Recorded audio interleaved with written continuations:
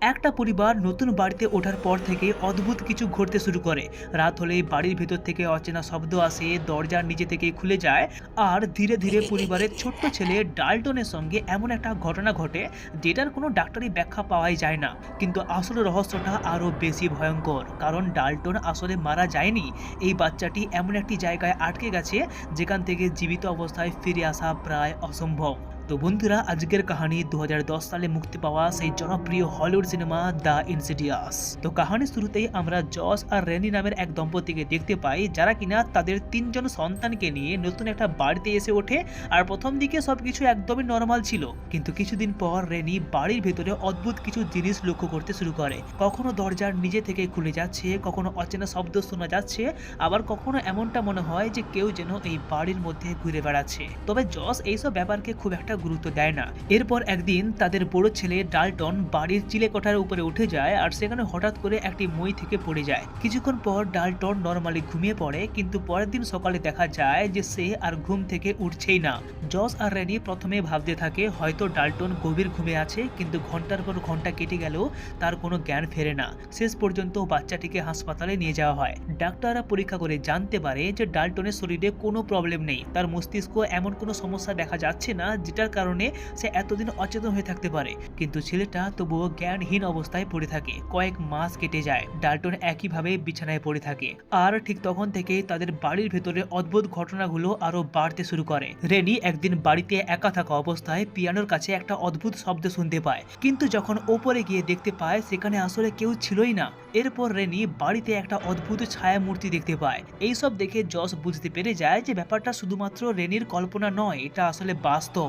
And finally তারা সিদ্ধান্ত নেয় যে এই বাড়ি ছেড়ে অন্য একটা বাড়িতে চলে যাবে। কিন্তু এইখানেই আসল সমস্যাটা শুরু হয়, কারণ নতুন বাড়িতে যাওয়ার পরেও সেই একই ধরনের ঘটনা ঘটতে থাকে। তখনই তারা বুঝতে পারে যে সমস্যাটা আসলে বাড়ির মধ্যে ছিলই না, সমস্যাটা ছিল তার ছেলে ডাল্টনের সঙ্গে।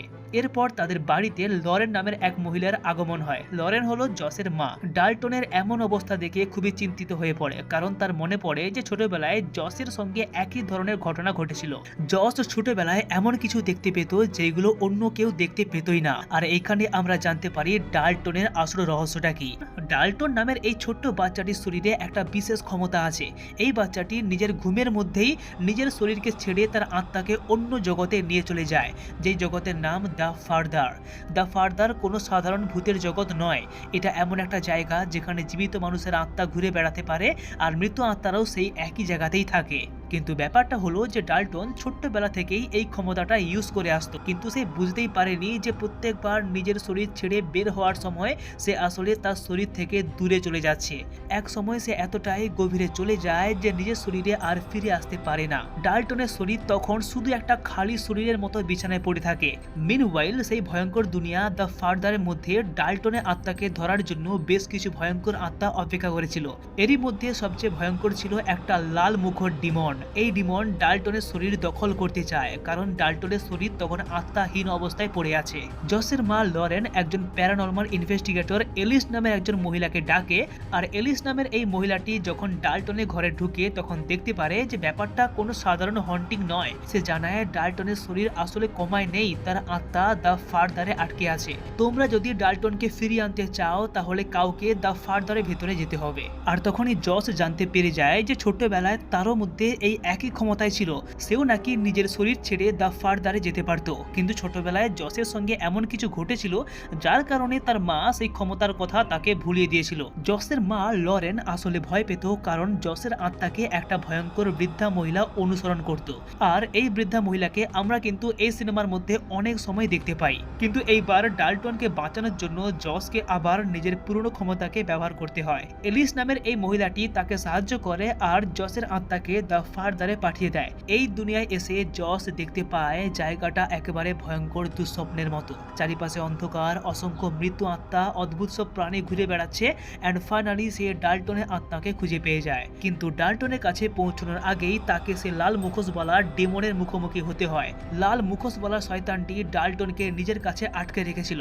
জস কোনোভাবে ডেমনের হাত থেকে ডাল্টনকে উদ্ধার করে এরপর বাবা আর ছেলে দ্রুত দ্য ফাদার থেকে বেরিয়ে আসার চেষ্টা করতে থাকে। অ্যান্ড শেষমেশ মিসেস ডাল্টন নিজের শরীরে ফিরে আসে আর হাসপাতালে সবাই ডাল্টনকে ফিরে পেয়ে খুব খুশি।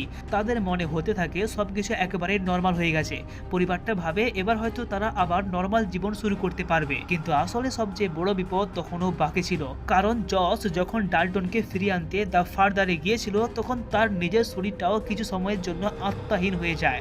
আর সেই সময় একটা আত্মা জসের শরীরকে দখল করে নেয়। এই আত্মাটি ছিল সেই বৃদ্ধা মহিলা যে ছোট্টবেলা থেকে জসের আত্মাকে অনুসরণ করত। বৃদ্ধ মহিলাটির একটু সন্দেহ হয় আর সে যখনই জসের ছবি তোলে তখন দেখতে পায় সেখানে জস নয় বরং সেই ভয়ঙ্কর বৃদ্ধা মহিলার আত্মা দাঁড়িয়ে আছে। জস যখন এই ব্যাপারটি জানতে পারে তখন সে অ্যালিসকে গলা টিপে মেরে ফেলে। কিছুক্ষণ পর তার বউ রেনি এখানে চলে আসে আর দেখতে পায় একটি চেয়ারের মধ্যে অ্যালিসের নিথর দেহ পড়ে আছে। এই দেখে সে ভয় পায়, কিন্তু পাশে দেখতে পায় একটি ক্যামেরা। যখন মেয়েটি ক্যামেরাটিকে চেক করে তখন তার পুরো মাথা ঘুরে যায়, কারণ সেই ছবিতে ইয়স নয়, ইয়সের সঙ্গে সেই বৃদ্ধ ভয়ঙ্কর মহিলার আত্মা দাঁড়িয়ে আছে। আর এইখানেই ইনসিডিয়াস সিনেমার কাহিনী শেষ হয়ে যায়। মানে ডাল্টনকে বাঁচাতে গিয়ে জস নিজেই দ্য ফার্দারে একটা আত্মার শিকার হয়ে যায়। আর এইখান থেকে ইনসিডিয়াসের পরের গল্প শুরু হয়। কিন্তু সবচেয়ে মজার ব্যাপারটি হলো যে এই মুভিতে শুরু থেকে যে বিষয়টাকে আমরা একটা হন্টেড হাউসের গল্প মনে করেছিলাম, কিন্তু শেষে এসে বোঝা যায় যে বাড়িটার আসলে কোনো সমস্যা ছিলই না। আসল প্রবলেম ছিল জস আর ডাল্টনের সেই বিশেষ ক্ষমতার সঙ্গে। তারা ঘুমের মধ্যে নিজের শরীর ছেড়ে দ্য ফার্দারে যেতে পারত, আর সেই ক্ষমতার কারণেই একটার পর একটা আত্মা তাদের শরীরে দখল করার সুযোগ পায়।